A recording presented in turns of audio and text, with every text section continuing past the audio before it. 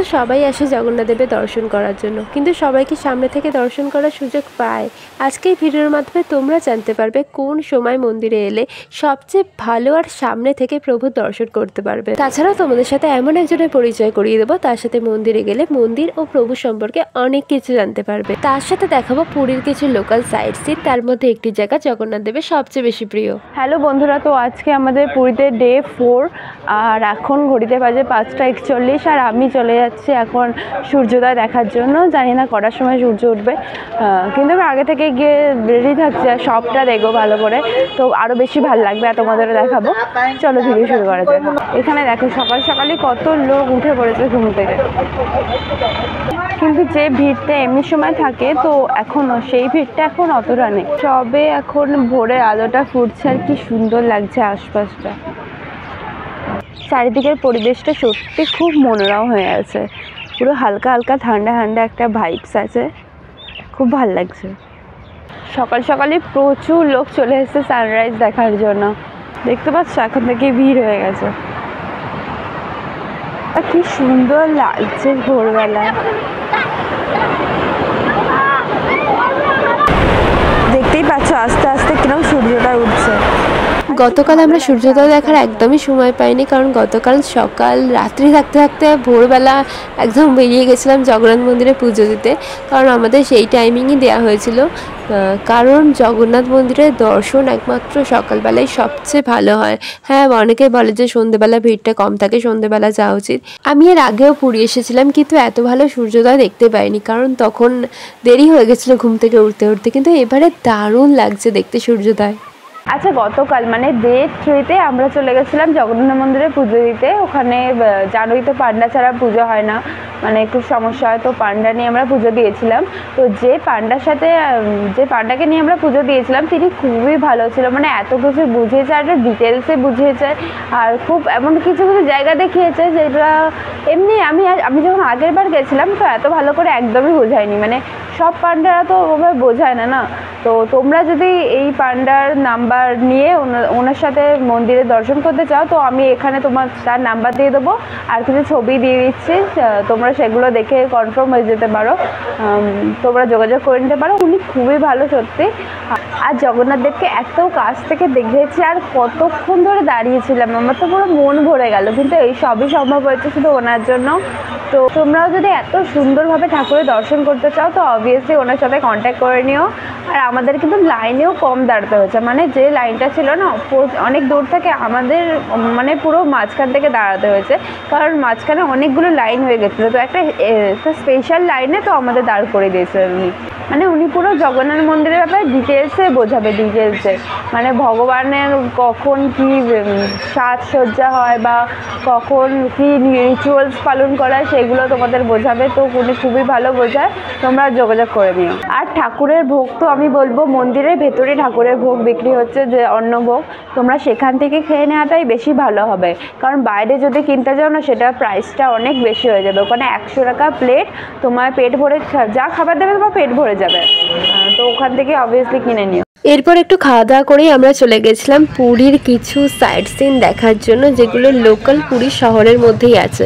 তার মধ্যে একটি জায়গা আমরা যাব যেটা জগন্নাথ দেবের সবচেয়ে বেশি প্রিয় জায়গা। প্রথমেই চলে গেছিলাম সেখানে যেখানে মানুষ জীবনের মোহমায়া ত্যাগ করে জগন্নাথ দেবের কাছে চলে যায়, সেটা হলো পুরীর স্বর্গদুয়ার। এখানে এসেই জানতে পারলাম এখানে যে আগুন আছে সেটা কোনো নেভায় না, এটা সব সময় মানে বহু যুগ ধরে এই আগুন জ্বলেই যাচ্ছে। এরপর আমরা চলে গেছিলাম বিপত্তারিণী চণ্ডী বাড়ি, এটা স্বর্গদুয়ার থেকে একটু এগিয়ে আছে, পুরো সি বিচের কাছেই, আর খুব সুন্দর জায়গাটা। এটা মূলত মা বিপত্তারিণীর মন্দির, আর এখানে ডালাও বিক্রি হচ্ছে, তোমরা এখান থেকে ডালা কিনে পুজো দিতে পারো। এরপর আমরা চলে গেছিলাম শ্রী গৌর বিহার আশ্রম, এটা মূলত আমরা গুপ্ত বৃন্দাবন বলে জানি। টাইমিং হচ্ছে সকাল 7টা থেকে বিকেল 5টা অবধি, প্রবেশ মূল্য মাত্র 10 টাকা। ঢুকেই দেখতে পাবে জগন্নাথ দেবের স্বর্ণাবেশের খুব সুন্দর একটা মূর্তি আছে, আর ভেতরের জায়গাটা পুরো সাজানো গোছানো বৃন্দাবনের মতো, যেখানে শিব আছে, পার্বতী আছে, সরস্বতী মাতা আছে, আছে, অনেক দেবদেবীর মূর্তি আছে, কিন্তু এই জায়গাটা সবচেয়ে বেশি যে কারণে বিখ্যাত, এই স্থানে শ্রী চৈতন্যদেব এসে বসতেন আর তপস্যা করতেন। আর এটা হচ্ছে মানভঞ্জন, যেখানে শ্রীকৃষ্ণ রাধিকার মানভঞ্জন করছে।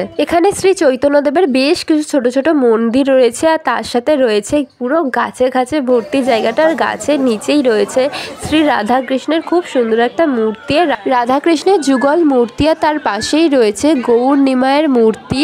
আর এখানে একটা মন্দির আছে যেখানে রাধাকৃষ্ণ অষ্টসখী রয়েছে, আর খুব সুন্দর রাসলীলার মতো সাজানো সেই মন্দিরটি। আর তার সাথে রয়েছে হনুমানজির একটা খুব সুন্দর বড় মূর্তি, তার সাথে রয়েছে নরসিংহদেব আর মা লক্ষ্মীর একটি মূর্তি। আর এখানে খুব সুন্দর একটা পুষ্করিণী আছে যার পাশে গণেশ ঠাকুর শুয়ে আছে। আর এখানে শ্রীকৃষ্ণের বাল্যকালের কিছু দৃশ্য তুলে ধরা হয়েছে, তার সাথে রয়েছে মহাদেবের একটি মূর্তি।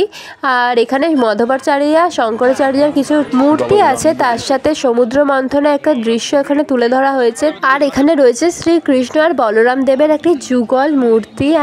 আর এখানে শ্রী চৈতন্য দেবের বিশাল বড় একটা মূর্তি আছে, পুরো গোল্ডেন কালারের, খুব সুন্দর। এরপর আমরা চলে গেছিলাম ওমকারেশ্বর শিব মন্দির, আর মন্দিরের বাইরে বড় একটা শিব ঠাকুরের মূর্তি আছে, আর ভেতরের জায়গাটাও খুব বড় আর খুব সুন্দর জায়গাটা। আর এখানে আমি শুনেছি নাগরাজ স্বয়ং থাকেন। আর এখানে রাধাকৃষ্ণের দোল্লায় দোলার খুব সুন্দর একটা মূর্তি বানানো হয়েছে। আর এখানে রয়েছে 108 শিবলিঙ্গ, এই মুখের ভেতর ঢুকলেই দেখতে পাবে 108 শিবলিঙ্গ। মহাদেবের 108 নাম অনুসারে এখানে 108 শিবলিঙ্গ তৈরি করা হয়েছে, প্রত্যেক শিবলিঙ্গের পাশে নামও লেখা আছে। আর এই শিবলিঙ্গগুলো ছোট বড় অনেক রকমের আছে, আর খুব সুন্দর আর পবিত্র এই জায়গাটা, খুব সুন্দর জায়গা। তোমরা যদি পুরী আসো তো অবশ্যই এই জায়গাটা এসো, এই জায়গাটা খুবই মাহাত্ম্যপূর্ণ। আর এখানে খুব বড় আর খুব সুন্দর একটা গোয়াল ঘর রয়েছে যেখানে প্রচুর গরু আছে।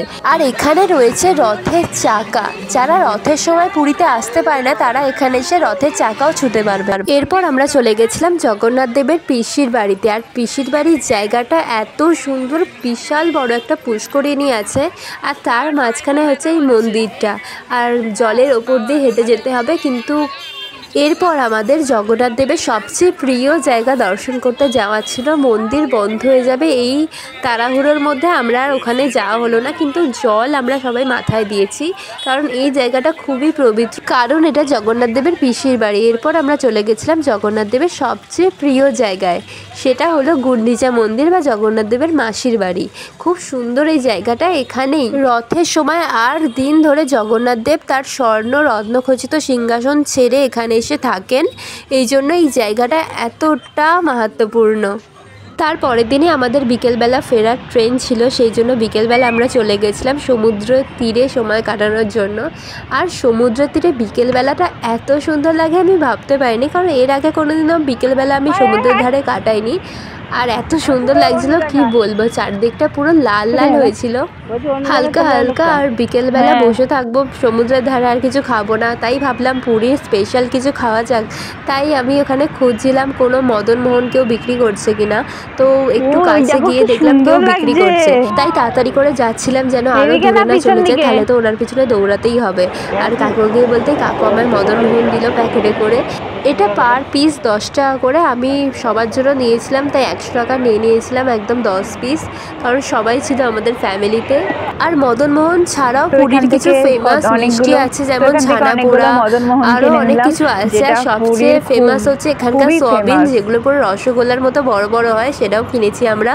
আর এরপর আমরা চলে গেছিলাম জগন্নাথ দেবের মন্দিরে আরতি দেখার জন্য। বাইরে থেকে যে আরতি দেখা যায় সেটা দেখার জন্য তো প্রচুর ভিড় হয়ে গেছে এখানে, শুধু আরতি দেখার জন্য না, পতাকা যখন তোলা হয় সেইটা দেখার জন্য এখানে প্রচুর ভিড় হয়ে যায়। তো তোমরা যদি পতাকা দেখতে চাও তো এর ভিতরে এসে দাঁড়ানোটাই বেটার হবে, কারণ এখানেই সবাই দাঁড়ায় আর বসার জায়গাও আছে এখানে।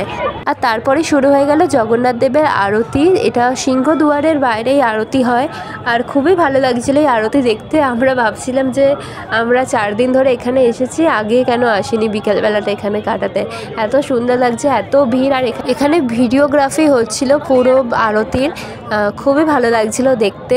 তোমরা যদি মন্দিরে পতাকা তোলা দেখতে আসো তাহলে অবশ্যই মন্দিরের ভিতরে চলে আসবে, কারণ এখানে পতাকা তোলা আর আরতি একসাথে দেখতে পারবে। বলা হয় জগন্নাথ মন্দিরের পাথর 7 বার ভেঙে পড়লেই কলিযুগের ধ্বংস হয়ে যাবে। এখনো অবধি তো 3 বারই পড়েছে জগন্নাথ মন্দিরে। আচ্ছা, জগন্নাথ মন্দিরে ঢোকার যে 4টে দুয়ার আছে তার মধ্যে প্রথমে আছে সিংহ দুয়ার, যেটা মোক্ষের জন্য, আর তারপর আছে ব্যাঘ্র দুয়ার, সেটা হচ্ছে ধর্মের জন্য, আর সম্পদের জন্য রয়েছে হস্তি দুয়ার, এবং কর্ম যা সব কিছু নির্ধারণ করছে সেটার জন্য হচ্ছে অশ্ব দুয়ার। তোমরা ভগবানের কাছে যে যা উইশ নিয়ে যাচ্ছ সেই দুয়ার দিয়ে ঢোকাটাই বেস্ট হবে। কেমন লাগলো? কমেন্ট করে জানাবে।